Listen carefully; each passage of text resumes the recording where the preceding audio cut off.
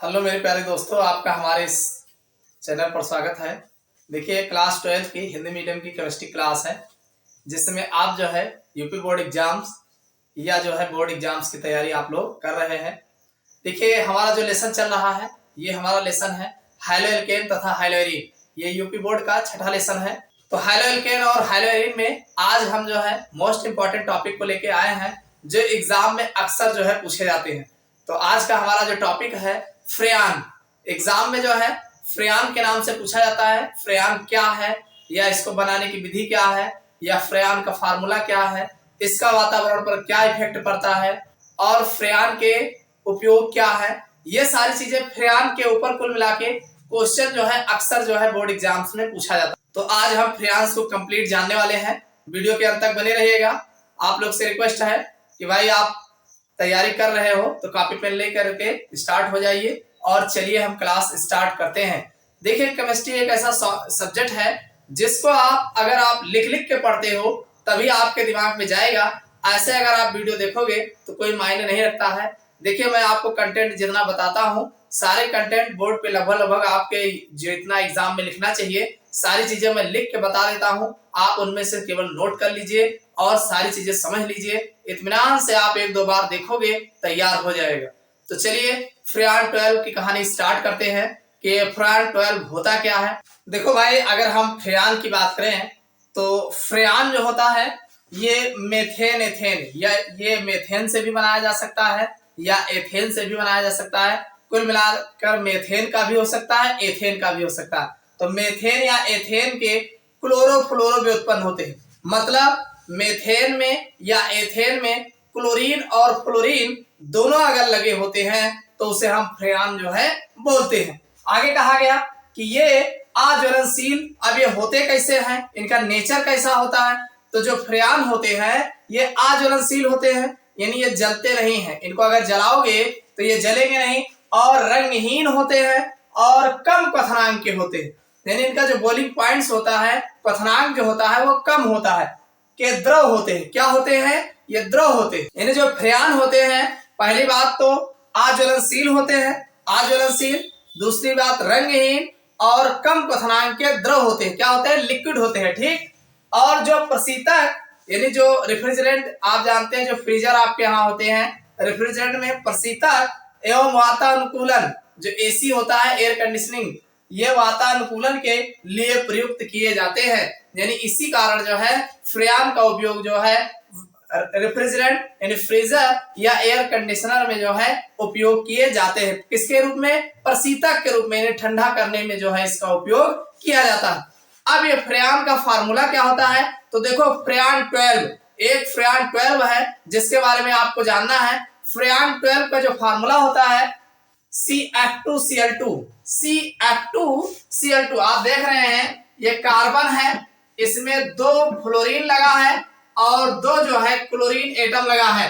तो ये आपका मेथेन का क्लोरोफ्लोरो व्युत्पन्न है। क्या है ये? मेथेन का क्लोरोफ्लोरो व्युत्पन्न है, जिसे हम फ्रेयान 12 के नाम से जानते हैं। यानी मेथेन का ये क्लोरोफ्लोरो व्युत्पन्न जो होता है, इसे फ्रेयान 12 के नाम से जाना जाता है। यानी फ्रेयान का अगर नाम लिया जाए तो ज्यादा ना जानो तो एक तो जानो ही, ये फ्रेयान जो होता है मेथेन का क्लोरोफ्लोरो व्युत्पन्न जो होता है, इसे हम फ्रेयान 12 कहते हैं या फ्रेयान कहते हैं। समझ में आ गई बात कि नहीं? फ्रेयान होते क्या है भाई? फ्रेयान जो होते हैं, पहली बात ये अज्वलनशील होते हैं, रंगहीन होते हैं, इनका क्वथनांक कम होता है। और दूसरी बात ये है कि फ्रेयान जो होते हैं ये रेफ्रिजरेंट या जो है एयर कंडीशनिंग में जो है प्रशीतक के रूप में, यानी ठंडा करने में उपयोग किए जाते हैं। इसका फार्मूला CF2Cl2 जो है एक फ्रेयान 12 मुख्य गैस है। तो फ्रेयान 12 CF2Cl2 एक मुख्य फ्रेयान गैस है, यानी मुख्य फ्रेयान गैस है। यानी आपके घरों में जो फ्रीजर लगा होगा या अगर एसी जिनके घरों में है, तो उन सब में जो है यही गैस जो है उपयोग किया जाता है। समझ में आ गई बात? अब हम बात करेंगे फ्रेयान 12 को बनाएंगे कैसे। देखो, फ्रेयान 12 को बनाने का बहुत आसान तरीका है।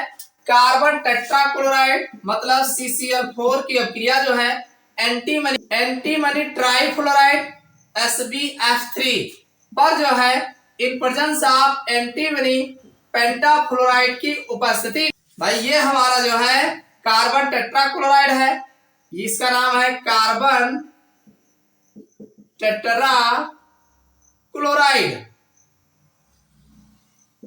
और इस पर जो है एंटीमनी ट्राईफ्लोराइड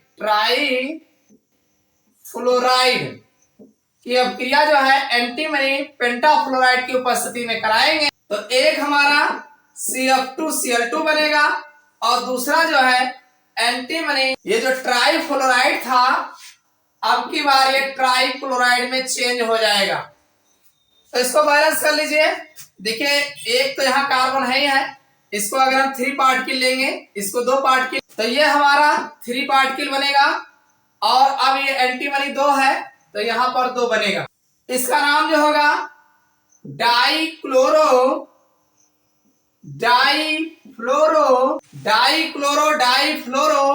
मीथेन, ये इसका नाम होगा, और इसी को जो है फ्रेयान के नाम से जाना जाता है, फ्रेयांस।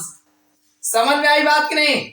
इसको बनाने की सबसे आसान तरीका है कि कार्बन टेट्राक्लोराइड की अभिक्रिया कराओगे। किसकी अभिक्रिया कराओगे? Carbon tetrachloride. क्यों? क्योंकि यहां से हमें क्लोरीन लेना है, ठीक। और एंटीमनी ट्राईफ्लोराइड लेंगे। क्या लेंगे? एंटीमनी ट्राईफ्लोराइड मतलब, और एंटीमनी पेंटाफ्लोराइड की उपस्थिति में। ऐसे लिखना है। कैसे लिखोगे? कि जब हम कार्बन टेट्राक्लोराइड पर एंटीमनी ट्राईफ्लोराइड की अभिक्रिया एंटीमनी पेंटाफ्लोराइड की उपस्थिति में कराते हैं तो हमें फ्रेयान 12 प्राप्त होता है। इसमें होता क्या है? देखो भाई CCl4 है तो ये क्लोरीन से ज्यादा रिएक्शन जो है फ्लोरीन तेज करता है, यानी फ्लोरीन जो है ज्यादा एक्टिव होता है।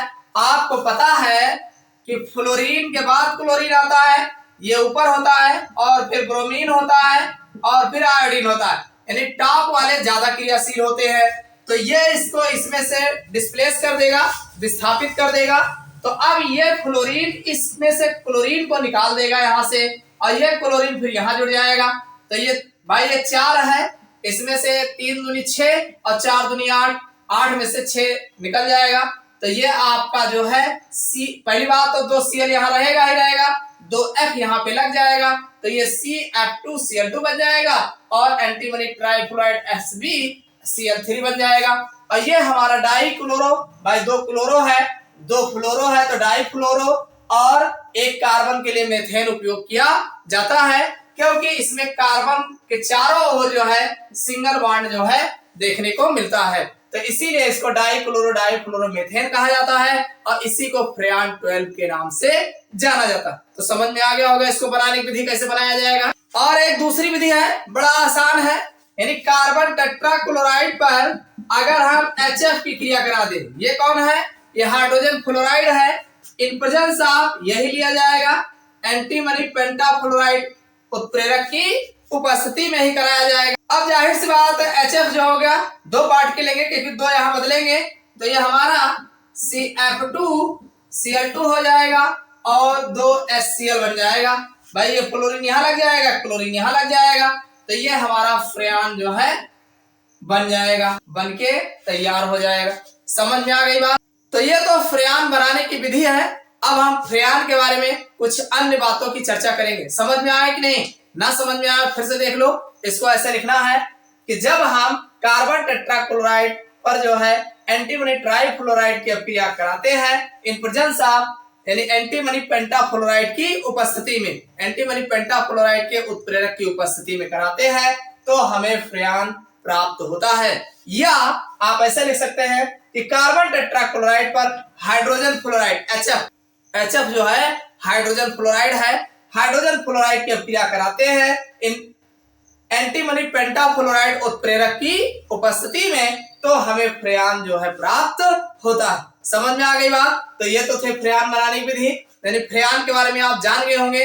फ्रेयान जो होता है मेथेन या एथेन का क्लोरोफ्लोरो व्युत्पन्न होता है। समझ में आ गई बात? चलो इतना जान गए होंगे, तो इसके बारे में और आगे देखते हैं। अब हम फ्रेयान के बारे में, इनका वातावरणीय इफेक्ट क्या है, इसके बारे में हम बात करेंगे। देखो प्यारे दोस्तों, अगर देखा जाए तो जो हमारा वो फ्रेयान के पर्यावरणीय प्रभाव है, यानी पर्यावरण पर फ्रेयान का क्या प्रभाव पड़ता है, तो इसके बारे में हम जान लेते हैं। देखिए, फ्रेयान जो है प्रशीतक के रूप में प्रयुक्त होने वाला एक रसायन है।